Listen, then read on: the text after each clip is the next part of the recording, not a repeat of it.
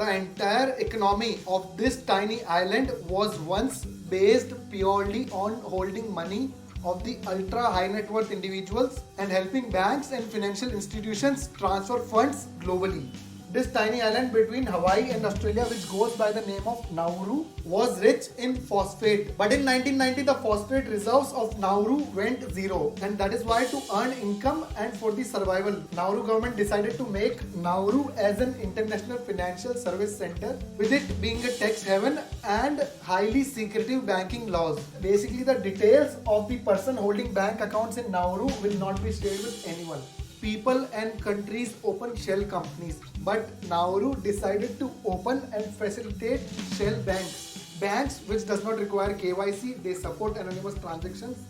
And there was a time when Nauru had 400 shell banks. Initially, Nauru was exploited by Australia, New Zealand and UK for phosphate mining, and then when it became a tax haven, it was exploited by the Russian oligarchs, Chinese exporters network, the US, Japan's Yakuza, Korean K-pop artists and other countries which claim banking secrecy like Swiss banks. There is a point of time when this whole tiny island was dependent on other people's bringing money into their country and giving them out via various channels. Then it had international pressure